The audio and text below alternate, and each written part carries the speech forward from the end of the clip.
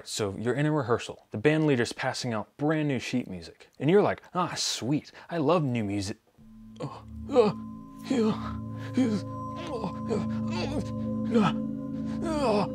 Has this ever happened to you? Same here. But fear not, because every single chord in jazz, no matter how complex it is, can be traced back to a single scale. When you have found the scale that is the source of your harmony, jazz coins this as the parent scale. And to make your life easier, there's only 4 different types of parent scales in jazz: the major scale, the melodic minor scale, the harmonic minor scale, and the one rarely talked about, the harmonic major scale. All of these parent scales are 7-note scales that birth a plethora of chords and modes that we rearrange and create compositions with. Some other scales might add an extra note to one of these parent scales, like a passing tone, such as the bebop scale. There's also a different family of scales known as symmetrical scales that can generate some cool sounds to play over any of these harmonies. But for any harmony that these symmetrical scales work over, that harmony can still be traced back to one of those 4 parent scales. So in today's video, we're going to tackle some complex chords within various chord progressions and then break them down. Then I'll share with you a 3-step process to improvise effective melodies over them. Everything we're about to go over today can be found in our brand new resource here at Jazz Lesson Videos, entitled The Complex Chord Handbook. In it, you'll find over a dozen complex chords you're most likely gonna encounter in jazz. It lays out each of their parent scale of origin, as well as additional popular scale choices for them. Then you'll find over 70 written phrases for all the chords, and those chords in context within progressions found in jazz standards. All of this material is written in 12 keys for you, and it even includes recordings of each phrase as well as backing tracks for you to play along.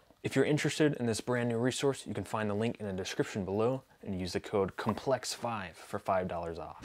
Alrighty, so let's go ahead and dive into the first 8 bars of The Girl from Ipanema. For a lot of developing jazz musicians, this progression can be initially a little confusing, as you've got dominant 7 chords not acting as a 5/7, and they have a sharp 11th. So what can we do? Now I'll share with you my 3-step process. The first step is to clarify where is each chord coming from. Let's go through it together. The first chord, F major 7. It's the key of the song, F major. It's our 1 chord. So this chord comes from the F major scale. Now this next chord in bar 3 is a G7 sharp 11. This implies a G dominant scale with a raised 11th, giving us what is called the G Lydian dominant scale.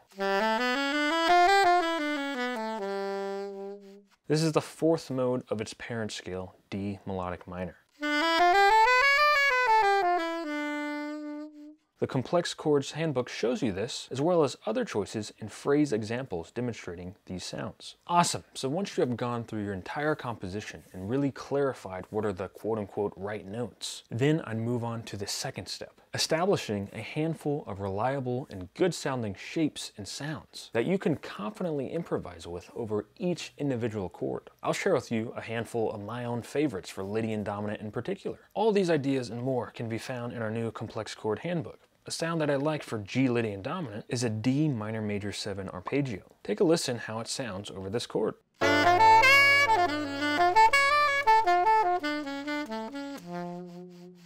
So why does this work? Well, D minor major 7 is the first diatonic 7th chord of a G Lydian dominant's parent scale, the D melodic minor. For G7 sharp 11, these 4 notes will give you the 5, flat 7, 9, and sharp 11, a unique set of colorful pitches that will always sound good over this chord. How about other reliable shapes? I enjoy the F augmented major 7 arpeggio. Let's hear it over a G7 sharp 11. Why does this one work? It's the 3rd diatonic 7th chord of the parent scale, D melodic minor. It'll give you the G7 sharp 11's flat 7, 9, sharp 11, and 13. You're missing a guide tone in both of these shapes, the 3rd, but it doesn't really matter. There are other important pitches that these shapes are addressing. But here is another cool shape that I learned at the Frost School of Music that has both the guide tones and the sharp 11th and a 13th. They'd call it the F Lydian augmented shape, due to having this sharp 4th interval from F to B and this augmented 5th interval here from F to C sharp. Let's hear this over this chord.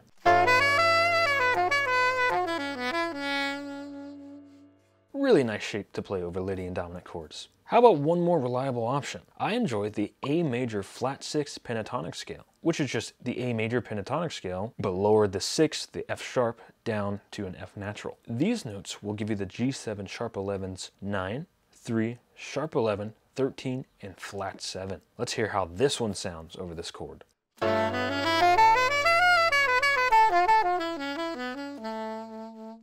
Amazing. Obviously, there's an infinite amount of sounds and shapes that you can extract from any chord, but a great starting point is to establish at least 3 that you feel really comfortable with. Let's take a listen to this excerpt from page 2 of the Complex Chord Handbook that demonstrates one of several examples of how you could craft improvisation throughout the first 8 bars of The Girl from Ipanema. This one features even more possible shapes and sounds for Lydian dominant chords.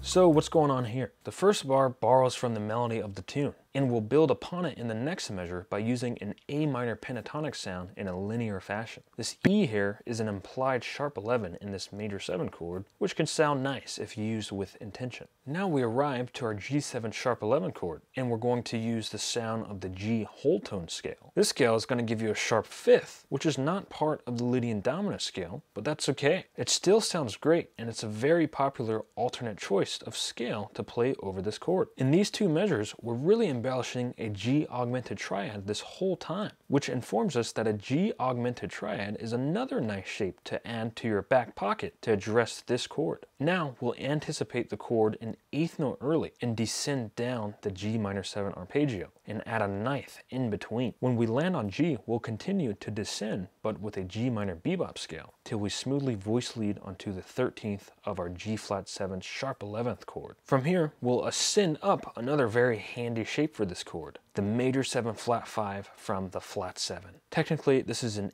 F flat major 7 flat 5 shape, but I don't know anyone who likes to think in F flat, so it might be easier to just think of this as an E major 7 flat 5 shape, starting on its major 7th D sharp. Once we reach the top of this shape, we'll descend down the G flat Lydian dominant scale, which will smoothly voice lead us into the 3rd of F major 7, followed by a 3-note diatonic enclosure around the root. Then we'll end it off with a pickup into the exact same melodic cell, just up a half step to fit this chord. Let's hear it all one more time.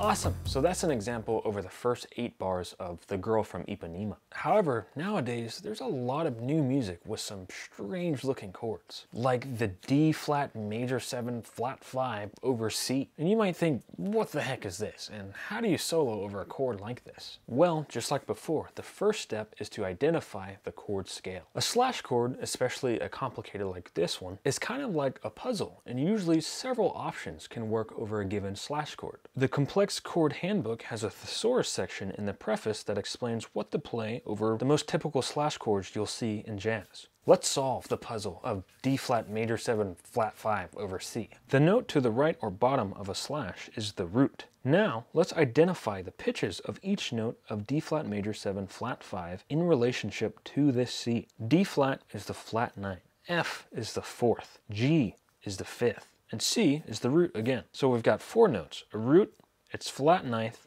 4th, and 5th. So far, this is a suspended chord with a flat 9th. What would be the other notes? Well, we can use these notes we have so far as clues. One clue is any major 7 chord can't have a flat 9th like we have here. So this means the 7th of this chord scale has to be a flat 7th. B flat. So this chord is really just another way to say C7 flat 9 sus 4. And honestly, there's a lot of options that could work for this chord. The most popular are the C Phrygian scale, the 3rd mode of the parent scale, A flat major,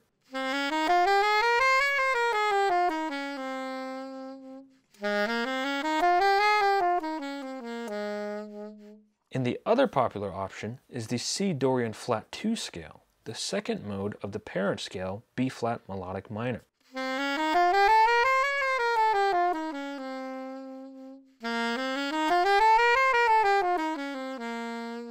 These are laid out for you in the Complex Chord Handbook in all 12 keys. Now the second step, again, just like before, is to establish a handful of reliable, great sounding shapes for this chord. Some of my favorite shapes for this chord that actually work for both of those modal choices are the D flat major 7 flat 5 arpeggio,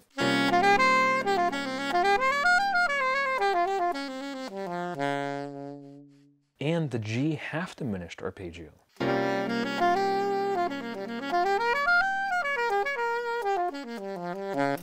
If you want access to more of the Phrygian sound easily, you could play the F minor pentatonic scale over this chord.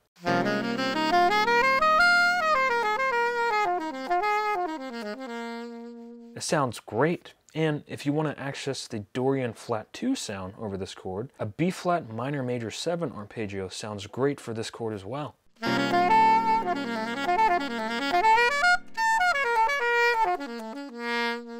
Awesome. So this chord is a great substitute for 5/7 chords. Here's an excerpt from the Complex Chords Handbook that demonstrates these chords in action in a 6-2-5-1 chord progression. Let's hear it, then we'll break down what's going on.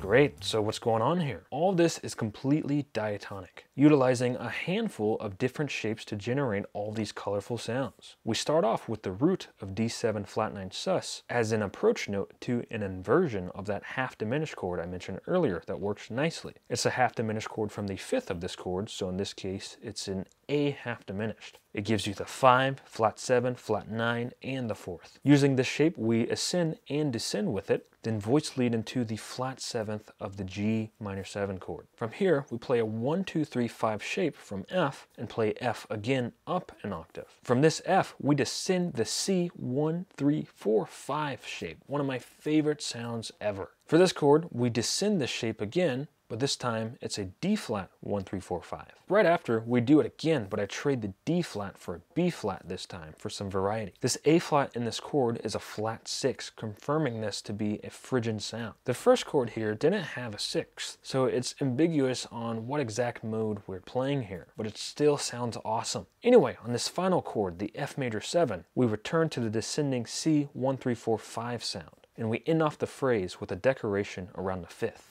Let's hear it all one more time.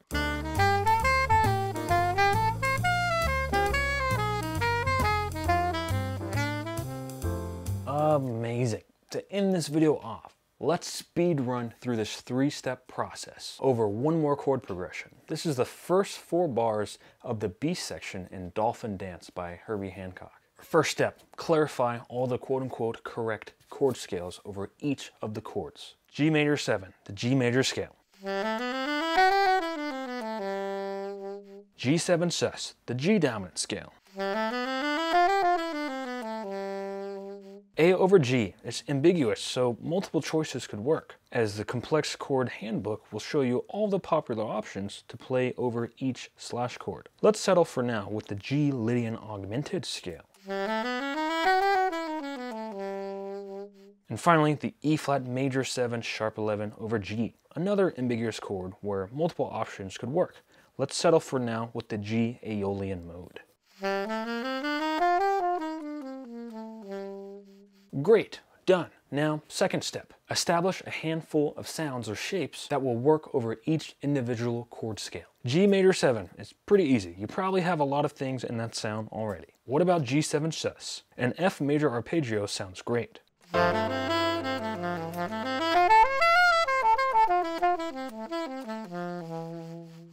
An F major pentatonic also sounds great.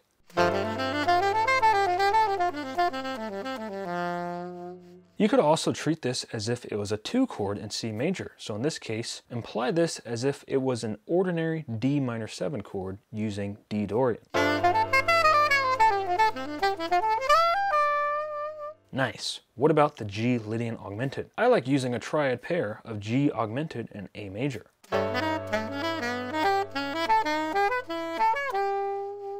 Sweet. And finally, G Aeolian. A great shape to use for this is the E flat major 7 flat 5 arpeggio. Great, so now we can take all these complicated chords and the infinite amount of options that are associated with them and reduce them into these simple parameters. A G major 7 for this chord, an F major pentatonic for this chord, a triad pair of G augmented and A for this chord, and then an E flat major 7 flat 5 arpeggio shape for this chord. This gives me way less to think about, and I already feel pretty familiar with all these sounds. Here's a line from the Complex Chord Handbook that utilizes these specific sounds over these measures of Dolphin dance.